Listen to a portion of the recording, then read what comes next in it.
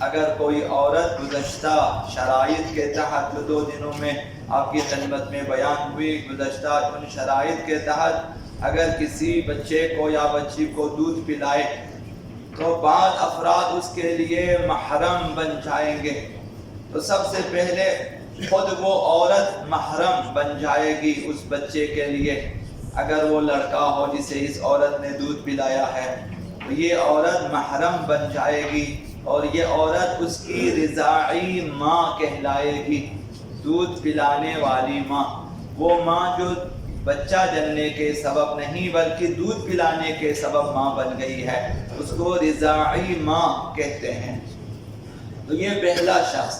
اور دوسرا، اس عورت کی ماں جتنی بھی اوپر چلی جائیں سب اس بچے کے لیے محرم ہے.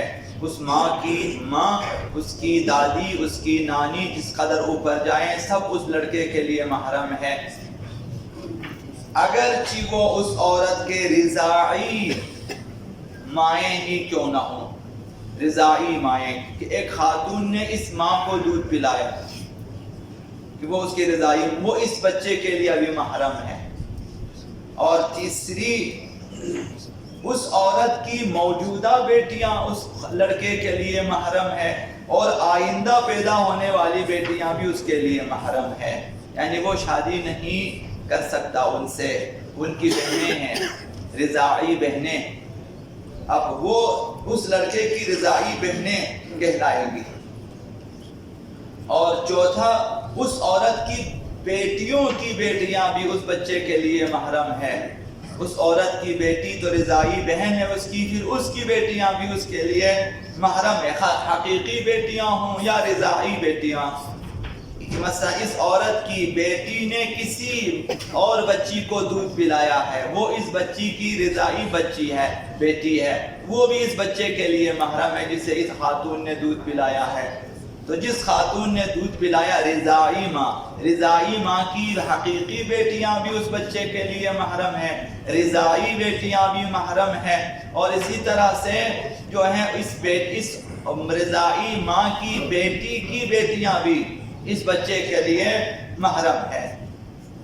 تو بہرحال اگر خواتین دودھ پلاتی ہیں تو جیسا کہ عرض کیا کم و بیش مثلا یہ ایک شبانہ روز جو ہے وہ جی بھر کے دودھ پلائے یا کم از کم 15 بار مسلسل دودھ پلائے پیٹ بھر کے، تو وہ پھر یہ افراد محرم ہو جاتے ہیں اس کے لیے. تو یہ لوگ آپس میں محرم ہیں اور شادیاں نہیں کر سکتے.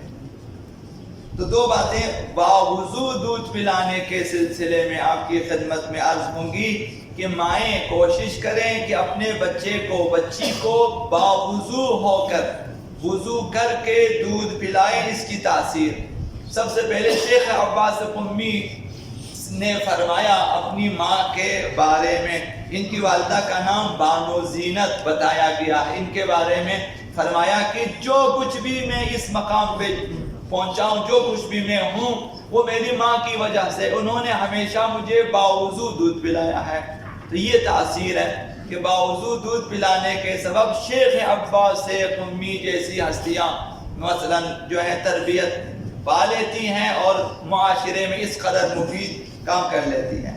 دوسری ہستی شیخ مرتضی انصاری کی والدہ سے پوچھا، شیخ بزرگ انصاری، یہ فقہا کے بھی استاد ہیں مثلا، ان کی والدہ سے پوچھا کہ آپ کا بیٹا تقوی، علم، عبادات میں اس قدر بلند مقام حاصل کیا ہے، کیسے ایسے مقامات انہوں نے حاصل کیے؟ تو فرمایا مجھے یہ توقع تھی کہ یہ اس سے بھی زیادہ ترقی کرے گا، لیکن چونکہ میں نے ہمیشہ اسے باوضو دودھ پلایا ہے، حتیٰ کہ سرد راتوں میں بھی جب دودھ پلانے کا وقت ہو جاتا تھا میں اسی سردی میں جو ہے گھر کے صحن میں جا کر وضو کر کے آ جاتی تھی اور جو ہے شیخ مرتضی انصاری کو میں دودھ پلایا کرتی تھی. تو مجھے توقع تھی کہ اس سے بھی آگے جانا چاہیے، لیکن یہ شیخ مرتضی انصاری جو ہے اسی مقام تک پہنچا.